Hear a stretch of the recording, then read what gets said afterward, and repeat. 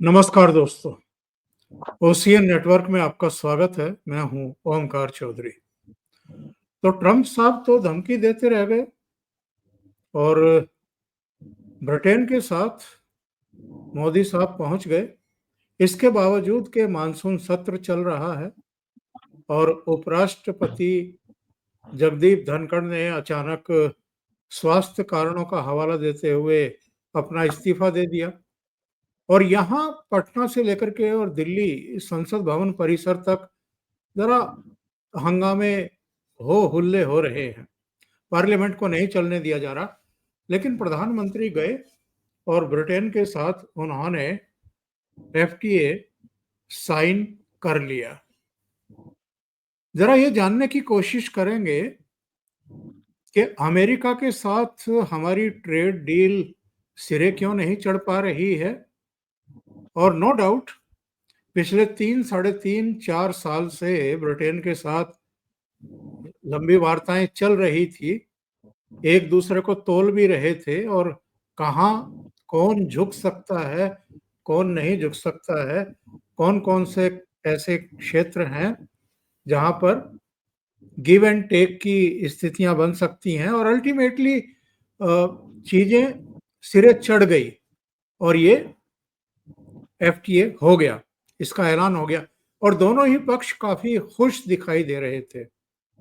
मेरे साथ जुड़ रहे हैं विजय सरदाना साहब और उन्हीं से समझने की कोशिश करते हैं कि ये जो ट्रेड डील हुई है, फ्री ट्रेड डील हुई है, एग्रीमेंट हुआ है, इसका मतलब क्या है, भारत के लिए कितना ये फायदेमंद है, अमेरिका से सिरे क्यों नहीं चढ़ पा रही है और इससे क्या ट्रंप के लिए कोई सीख लेने की जरूरत है।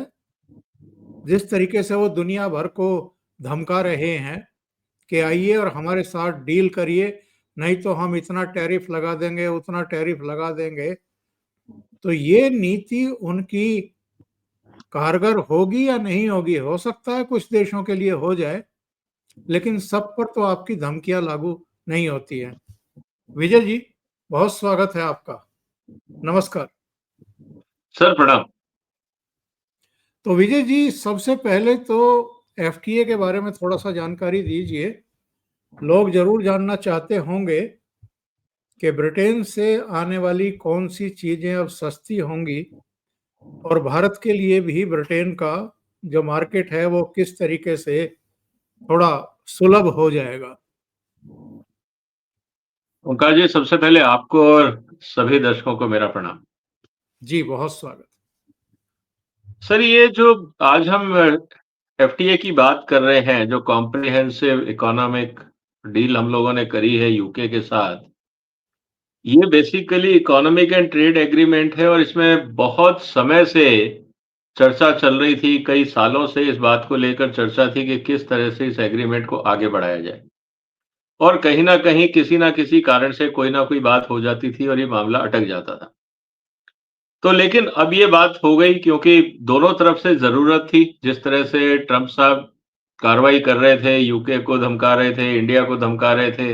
हालाँकि यूके और अमेरिका के बीच में एक एग्रीमेंट साइन भी हो गया।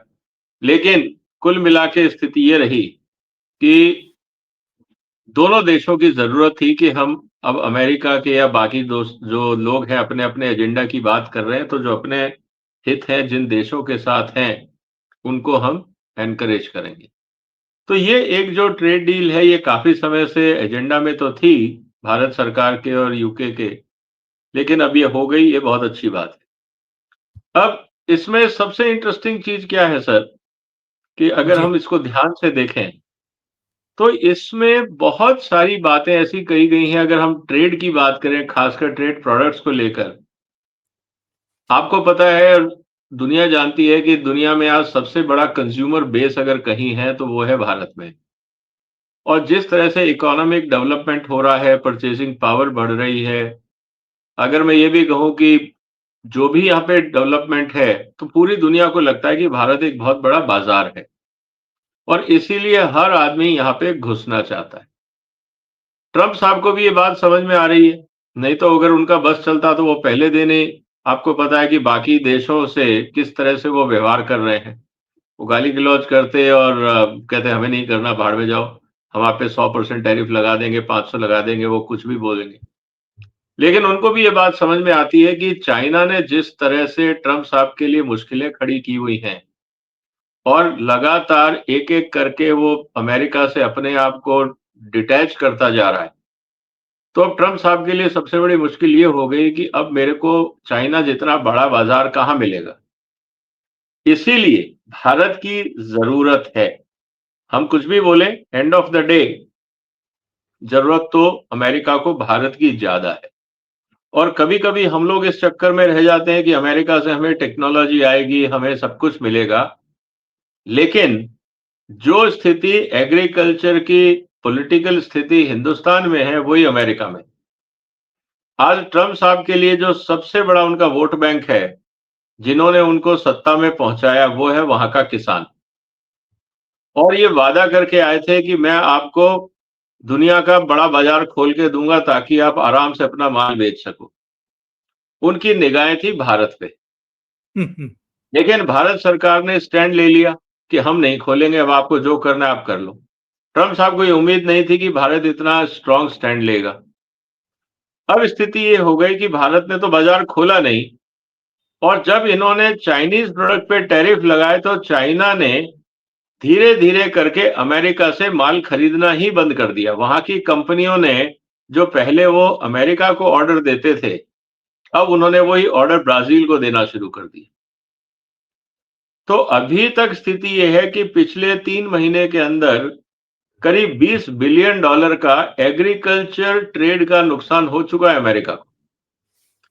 और अमेरिका के किसानों की मुश्किलें ये खड़ी हो गई हैं कि जब हमारे से कस्टमर बात ही नहीं कर रहा है, हमें पता ही नहीं लग रहा है कि अगले साल उनकी क्या डिमांड है, क्या क्वालिटी है, क्या रिक्वायरमेंट्स हैं, तो हम खेती कैसे करें? और बिल्कुल। अगर खेती कर लें, तो उस खेती का अगर बेचने के लिए या बाजार सामने नहीं दिख रहा है, तो वहां पे तो बड़े खेत हैं, वो बैंकों से लोन लेते हैं, हैवी मशीनरीज हैं। तो स्थिति ये हो गई है कि अब बैंकों से भी लोन लें और माल नहीं बिके तो लोन कैसे चुकाएंगे? बहुत सारे किसान जो हैं वहां पे उनको ऑलरेडी बैंकों ने नोटिस देना शुरू कर दिया है। एक तो समस्या ये हो गई प्रेसिडेंट मतलब कि किसानों की because of president Trump's policy. दूसरी जो सबसे बड़ी बात हो गई वो ये कि कुल मिला के जिस तरह से इमिग्रेशन का इन्होंने झंडा उठाया कि भाई हम विदेशियों को आके काम नहीं करने देंगे अमेरिका में, तो जितने फार्म वर्कर्स थे वो भी वहां से चले गए। तो ना उनको किसान मिल रहा है, मतलब कि खेती के लिए मजदूर मिल रहा है। कितनी भी आप मशीनें रख लो, मशीन चलाने के लिए ड्राइवर भी चाहिए, गोडाउन के लिए भी सही। आदमी चाहिए, बाकी वेयर हाउसिंग भी चाहिए। तो कुल मिला के उनकी स्थिति अब ये हो गई है कि उनको समझ में नहीं आ रहा कि क्या करें। और दूसरी तरफ क्योंकि जब माल बिक नहीं रहा, प्रोडक्शन आ रहा है, सरप्लस प्रोडक्शन चलता जा रहा है, ऐसी स्थिति के अंदर अमेरिका में दाम गिरते जा रहे हैं। तो जो लागत थी प्रोडक्शन की उससे भी नीचे दाम हो गए। अंतर्राष्ट्रीय बाजार में अमेरिकन प्रोडक्ट्स की डिमांड खत्म होती जा रही है क्योंकि धीरे धीरे जो लोग हैं वो रिटेलिएट कर रहे हैं। अब खुल के तो कोई प्रेसिडेंट ट्रम्प को बोलेगा नहीं कि तुम हमें तंग सही। करोगे तो हम भी तुम्हें करेंगे।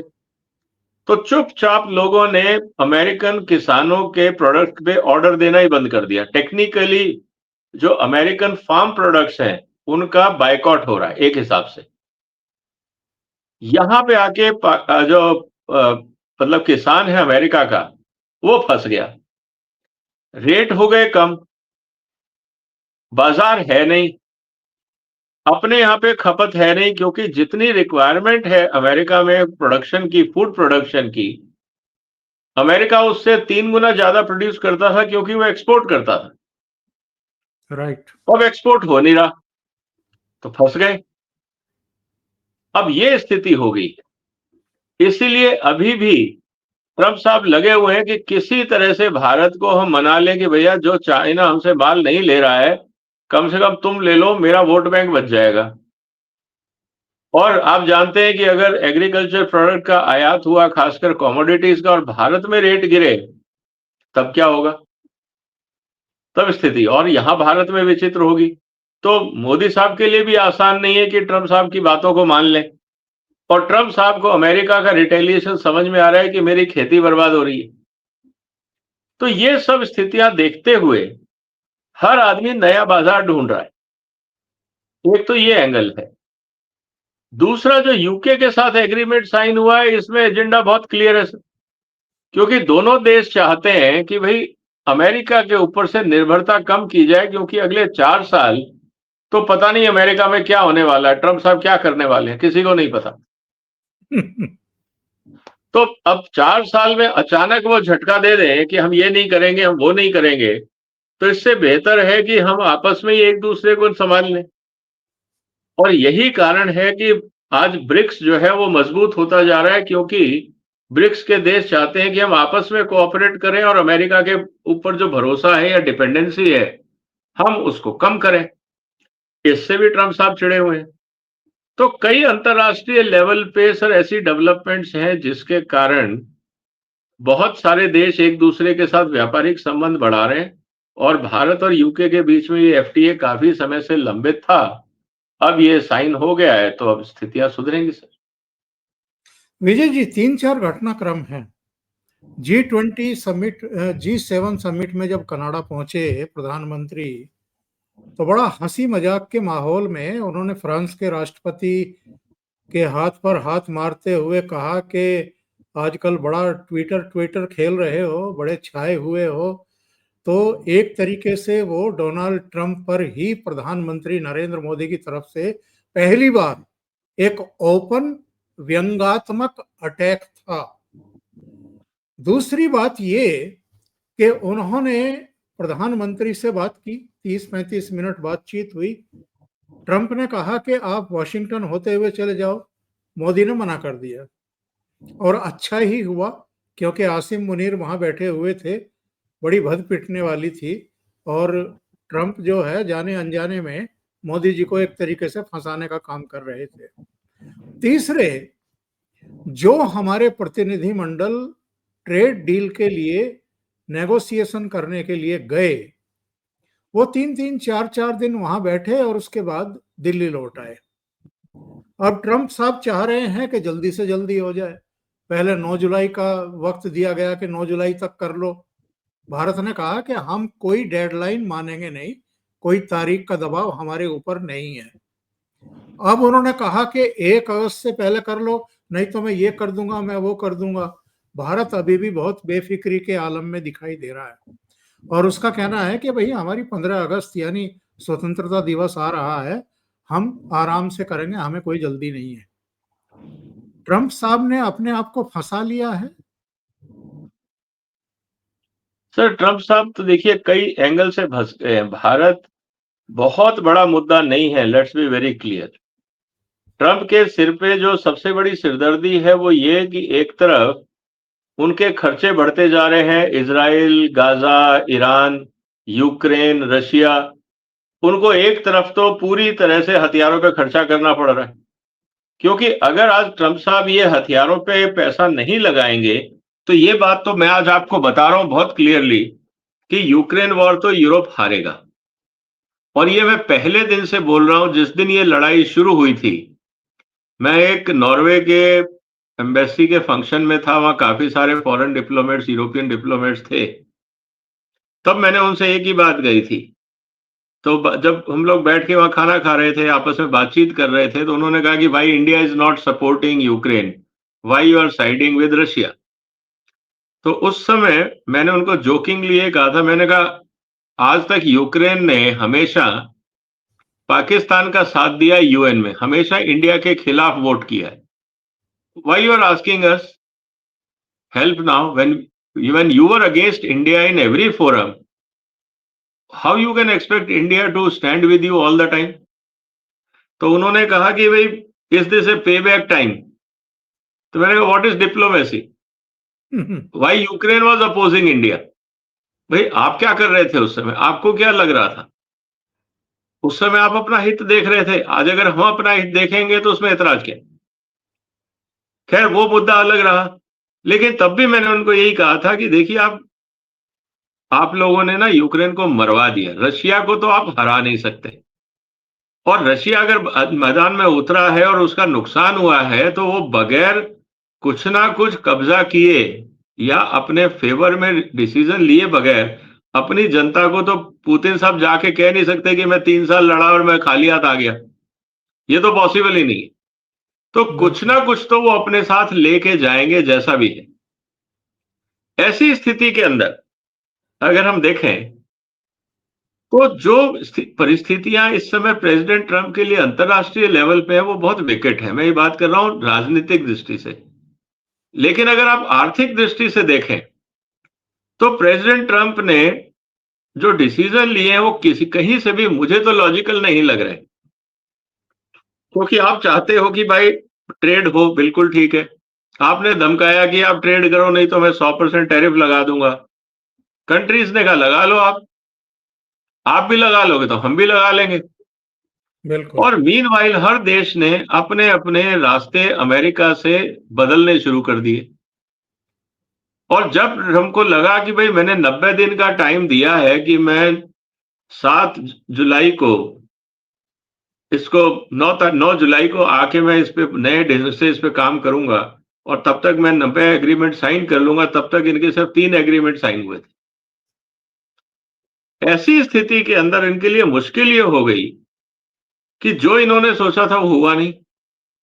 ऊपर से चाइना ने जो अपना गेम खेलना था रेयर अर्थ मैग्नेट्स को लेकर और बाकी चीजों को लेकर प्रतिबंध लगा दिया। अमेरिका के होश उड़ गए कि जो काम हमने करना था उससे ज्यादा तो नुकसान हो गया। दूसरी तरफ बगैर कुछ कहे चाइना ने ऑर्डर प्लेस करने शुरू कर दिए ब्राजील में, जैसा मैंने पहले भी बताया।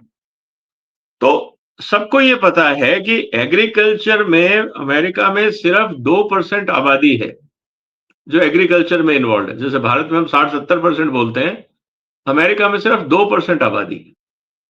और जीडीपी में जो कंट्रीब्यूशन है एग्रीकल्चर का, वो लेस देन 1% है। तो कहने को एग्रीकल्चर बहुत बड़ा मुद्दा नहीं है, लेकिन स्ट्रेटेजिकली बहुत बड़ा मुद्दा है। तो सवाल इस बात का आ गया कि अब ट्रंप साहब क्या करें। माल उनका बिक नहीं रहा, धमकी उन्होंने दी वो काम नहीं कर रही, खर्चे बढ़ते जा रहे हैं। और आपने जिन लोगों को कहा है कि आप आइए अमेरिका में इन्वेस्ट करिए, अब वो भी वेट एंड वॉच की स्थिति में है। क्योंकि उनको यही समझ में नहीं आ रहा, ट्रंप साहब रोज गेम बदलते हैं। हम वहां फैक्ट्री लगाए, रॉ मटेरियल हमको चाइना से लाना है, और रॉ मटेरियल के ऊपर भी अगर टैक्स लग गया तो फिर यहाँ फैक्ट्री लगाने का फायदा क्या है। तो स्थितियां बड़ी विचित्र हैं। लेकिन उनको खुश करने के लिए लोगों ने बोल दिया कि हम 100 बिलियन 200 बिलियन आपके यहाँ इन्वेस्ट कर देंगे। कब करेंगे, तब तक उनका टेन्योर खत्म हो जाएगा। तो ये पूरी स्थिति के अंदर आज समस्या ये हो गई है कि कोई उनके काबू में नहीं आ रहा। और भारत को वो अभी भी सॉफ्ट स्टेट मान रहे हैं कि हम दबाव डाल देंगे और भारत सरकार मान जाएगी, हमारा काम हो जाएगा। उनका मेजर एजेंडा है कि किसानों का माल बिक जाए। विजय जी। टेक्नोलॉजी के मामले में उनको ये पता है कि टेक्नोलॉजी तो आईपीआर हमारा है, पेटेंट हमारा है। इंडिया क्या कर लेगा, हमसे लाइसेंस मांगेगा तो रॉयल्टी देगा। हम लाइसेंस दें या ना दें अलग चीज है। टेक्नोलॉजी में कोई नया इनोवेशन आ गया तो पुरानी टेक्नोलॉजी का कोई मतलब नहीं रहता है। तो ये स्थिति है। तो कुल मिला के जो एग्रीकल्चर है वो पेच फंसा हुआ है। मैं ये पूछ रहा था कि टेस्ला के ओनर को उन्होंने कहा कि आप भारत में कंपनी यूनिट मत डालो। उन्होंने आज ही टेक कंपनियों से कल टेक कंपनियों से कहा कि भारत से लोगों को भर्ती मत करो, अमेरिका से लोगों की भर्ती करो। और कई दूसरे क्षेत्रों में भी उन्होंने भारत के खिलाफ एक तरीके से मोर्चा खोला हुआ है। या तो भारत को प्रेशराइज करने के लिए, या तो वो बदले हुए भारत को समझ नहीं पा रहे हैं और लीडरशिप को भी समझ नहीं पा रहे हैं। उन्होंने ऑपरेशन सिंदूर को रोके जाने को लेकर के भी 24-25 बार दावेदारी कर दी, और कई दूसरी ऐसी मैं कहूंगा कि धमकियां देने की कोशिश की, ब्लैकमेल करने की कोशिश की। इन चीजों से बात बनेगी या बिगड़ेगी? देखिए, जहाँ तक बात है, इस समय अगर आप देखें, इन 2 चीज़ों को बड़ा इंटरेस्टिंग वे में देख रहे हैं। आज अगर अमेरिका ये बोलता है कि मेरा ट्रेड डेफ़िसिट है, इसीलिए मैं टैरिफ लगा रहा हूँ ताकि विदेशी माल अमेरिका में आके नहीं बिके। कोई ट्रम्प साहब से ये तो पूछे कि ये विदेशी माल ला कौन रहा है? आप वॉलमार्ट पे ताला लगा दो, विदेशी माल आना बंद हो जाएगा। वॉलमार्ट की सारी फैक्ट्रियाँ चाइना में हैं। जितनी अमेरिका की सुपरमार्केट हैं, ये तो सब चाइना से खरीद रही है ना। आप भारत को, चाइना को गाली दे रहे हो। आप अपनी कंपनियों को बंद कर दो ना। आप वॉलमार्ट और टारगेट को बोलो कि आप कोई माल चाइना से नहीं खरीदोगे। सब कुछ ठीक हो जाएगा। आप देशों को दोषी बना रहे हो, लेकिन जो आपकी अपनी कंपनियां चाइना में काम कर रही हैं, आप उनको तो रोक नहीं पा रहे। क्योंकि आपको पता है कि अगर आपने रोक दिया तो ये सारा जो आपका इकोनॉमी है, ये बेटा बैठ जाएगा। लोगों को खाने को नहीं मिलेगा, पहनने को नहीं मिलेगा। आपके पास मैन्युफैक्चरिंग है नहीं। पिछले 40 साल में आपकी मैन्युफैक्चरिंग धीरे-धीरे शिफ्ट होके चाइना चली गई। ये तो था प्रोडक्ट साइड की बात। अब रही बात सर्विसेज की, भारत पे हम टैरिफ लगाएंगे, आप भारत के लोगों से इस्तेमाल मत करो। भाई, भारत ने कोई बैठे बैठाए जो लोग आपकी अमेरिकन कंपनीज हायर कर रही हैं, वो क्यों हायर कर रही हैं? कहीं नहीं लिखा है कि आपको भारतीय एम्प्लॉय हायर करना चाहिए। अगर वो कंपनियां भारत के जो टेक्नोक्रेट्स हैं उनको अपने यहाँ पे नौकरी दे रही हैं, ये उनकी मजबूरी है। क्योंकि अगर दुनिया में कहीं उनको और मैन पावर मिलता तो वो वहीं चले जाते।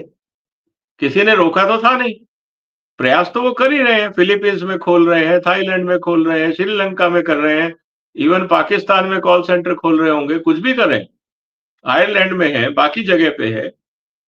अब सवाल इस बात का है कि किसी ने उनको रोका नहीं था, लेकिन अमेरिकन कंपनीज को भी पता है कि जो स्किल सेट, जो काबिलियत भारत के इंजीनियर्स में है, वो दुनिया में बाकी जगह उतनी नहीं है।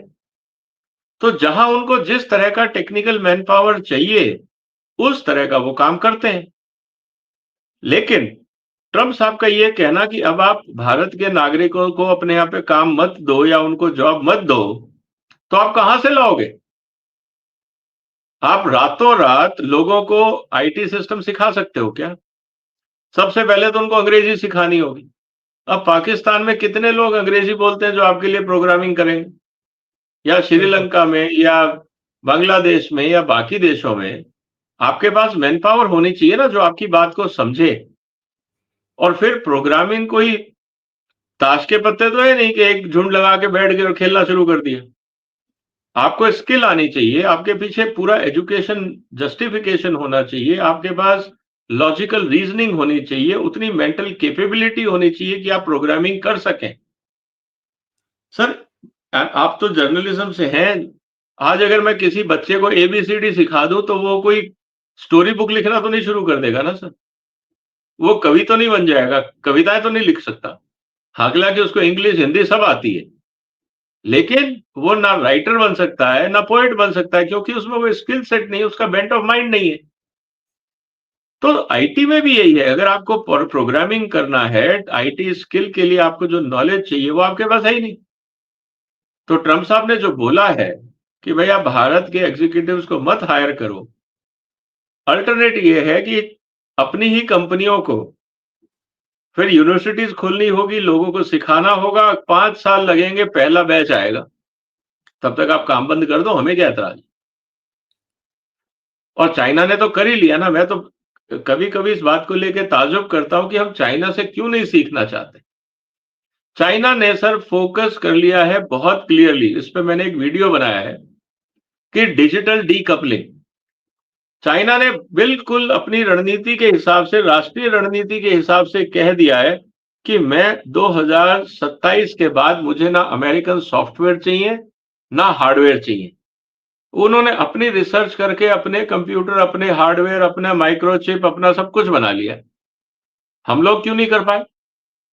ये अपने आप में ताजुब है, क्योंकि काफी समय से हमें ये पता है कि दुनिया में इस तरह की धमकी चलेगी, लोग एक दूसरे को तंग करेंगे। तो भारत ने अपने लिए क्यों नहीं रणनीति बनाई कि हमें अमेरिका पे निर्भरता कम करनी है। ये जो चीज है, ये सबसे इंपॉर्टेंट चीज है और इस पे भारत को भी काम करना होगा, नहीं तो मुश्किल हो जाएगी। और फिर जहां तक बात है टेक्नोलॉजी की, आज एक बात समझिए सर, फेसबुक है, यूट्यूब है, या गूगल है, माइक्रोसॉफ्ट है, इनमें जितने सोशल मीडिया प्लेटफॉर्म्स हैं, इनका 70% बिजनेस तो इंडिया से आता है। चाइनीज तो इनको यूज करते नहीं, और इनको हेड यूरोप भी में इंडियन कर पॉपुलेशन रहे है हैं। नहीं। है जी। हेड भी इंडियन कर रहे हैं, इनको हेड भी इंडियन कर रहे हैं। हाँ, हेड तो कर ही रहे हैं, मैं तो बाजार की बात कर रहा हूं सर। जी हाँ। तो इनकी स्थिति क्या है? इनकी स्थिति ये है कि इनके लिए चाइना का बाजार बंद है, रशिया का बाजार बंद है, अफ्रीका में इनको रेवेन्यू नहीं मिलता, आपकी यूरोप की पॉपुलेशन लिमिटेड है, फिर वहां पे भी लैंग्वेज चैलेंजेस हैं। तो इनके लिए 60 से 70% जो बाजार है सोशल मीडिया का दुनिया का, वो है भारत। और अगर भारत अपना ही सोशल मीडिया प्लेटफॉर्म बना दे जैसे चाइना ने बनाया, चाहे वो फेसबुक है, चाहे वो टिकटॉक का अल्टरनेट है, बाकी चीजें हैं, मुझे लगता है ये बहुत मुश्किल हो जाएगी अमेरिकन कंपनियों के लिए। एक यूपीआई हमने अभी लॉन्च किया है, इससे उनके सारे क्रेडिट कार्ड्स की नींदें उड़ी हुई। बिल्कुल।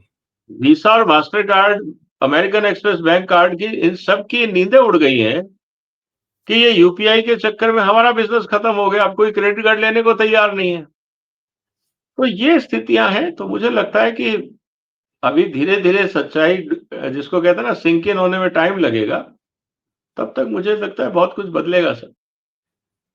और संक्षेप में अगर दर्शकों को समझाना हो कि ब्रिटेन के साथ जो ट्रेड डील हुई है हमारी, एफटीए हुआ है, उससे अब क्या सुगमता होगी भारत भारत के लिए भी और ब्रिटेन के लिए भी, दोनों के लिए विन विन सिचुएशन बताई जा रही है।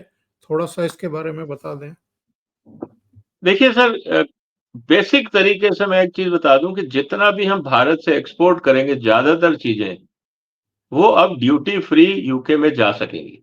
उन पे कोई कस्टम ड्यूटी नहीं लगेगी, टैरिफ के बगैर वो जा सकेंगी। इसका मतलब ये है, अगर मैं अभी आपको बताऊं तो बहुत सारे ऐसे प्रोडक्ट हैं जिसमें 8 से 10% तक ड्यूटी लगती थी। जैसे टेक्सटाइल के प्रोडक्ट्स थे, टेक्सटाइल से हमारे यहाँ से काफी टेक्सटाइल जाता है, उस पे करीब 8 से 16% ड्यूटी लगती थी, अब वो जीरो हो जाएगी। तो ये फायदा होगा। मैं कह रहा हूं कुछ पैसा वहां की जनता का बचेगा, कुछ हमारे यहाँ जो महंगा बिकता था, थोड़ा सा रेट यहाँ के लोग भी 2-5% बढ़ा सकते हैं, क्योंकि वो पहले वो 16% बढ़ के जाता था। तो 5-6% भारत का व्यापारी बढ़ा देगा, 10% वहां का कस्टमर कम कर देगा, तो 16% बढ़ जाएगा। तो ये इससे क्या है कि इंडिया के एक्सपोर्टर्स को भी फायदा है और वहां के कंज्यूमर्स को भी फायदा है। इसी तरह से जेम्स एंड ज्वेलरी की मैं बात करूं या बाकी प्रोडक्ट्स की बात करूं, एग्री प्रोडक्ट्स में वहां पे 20 से 70% की कस्टम ड्यूटी थी यूके में, उसको भी घटा के जीरो कर दिया गया। तो जो फूड प्रोसेसिंग इंडस्ट्री है इंडिया में, अगर वो ढंग से काम करें, क्वालिटी पे ध्यान दें, क्योंकि टैरिफ बदले हैं, क्वालिटी नहीं बदली है। क्वालिटी नॉर्म्स वही है स्ट्रिक्ट अभी भी। तो अगर हमारी कंपनियों को इस एफटीए का फायदा उठाना है तो सबसे पहले क्वालिटी पे ध्यान देना होगा। ब्रिटेन के कानूनों के हिसाब से हमें अपने प्रोडक्ट को बना के एक्सपोर्ट करना होगा। तो ये काफी हद तक है। इलेक्ट्रिकल प्रोडक्ट्स में 14% तक ड्यूटी लगती थी, इंजीनियरिंग प्रोडक्ट्स में 18 था। तो ये सब था। दूसरा जो इंपॉर्टेंट चीज है सर, कि हम अगर ध्यान से देखें तो जितना यूके इंपोर्ट करता है दुनिया से, हम सिर्फ 1.8% ही है उसका हिस्सा। तो यूके और इंडिया के बीच में कोई बहुत बड़ा ट्रेड है नहीं। करीब 807 बिलियन डॉलर का वो इंपोर्ट करते हैं, उसमें हमारा जो शेयर है वो मात्र 14.5 बिलियन। तो हमारा कोई बहुत बड़ा हिस्सा है नहीं। और ज्यादातर जो प्रोडक्ट है जो हम ज्यादा क्वांटिटी में करते हैं, जैसे फ्यूल ऑयल है, मशीनें हैं, कैपिटल गुड्स हैं, पूरी दुनिया से यूके खरीदता है, ब्रिटेन खरीदता है। हमारा हिस्सा उसमें मात्र, आप ये कह सकते हैं, 2 से 3% है। जी जी। तो अगर हमारे यहाँ पे हम लोग क्वालिटी इंप्रूव करें और टैरिफ अब 0 हो ही गया है, तो हम अपने एक्सपोर्ट को यूके को बढ़ा सकते हैं। लेकिन उसके लिए हमें इंटरनली काफ़ी काम करना होगा। इसी तरह से जो सबसे ज़्यादा बिकने वाले प्रोडक्ट हैं, जिसके अंदर मैं कहूँ कि मार्केट शेयर इंडिया के प्रोडक्ट्स प्रेफ़र किए जाते हैं वहाँ पे, तो वहाँ पे स्थिति है कि वॉल्यूम बहुत कम है। जैसे आप सिल्क की बात कर लें, अब सिल्क भारत से बहुत जाता है। हम चावल की बात करें तो बासमती हमारे यहाँ से काफ़ी जाता है। लेकिन समस्या ये आ गई है उस पूरे प्रोसेस में सर, कि वॉल्यूम बहुत कम है और उनकी खपत भी कम है। जैसे मैं आपको एक उदाहरण दे देता हूँ।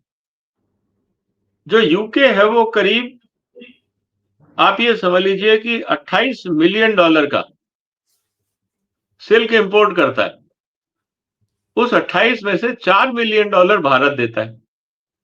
तो करीब 16%, 16.5% की हिस्सेदारी हमारी है, जो काफ़ी बड़ी संख्या है। लेकिन सिर्फ $4 मिलियन ही है।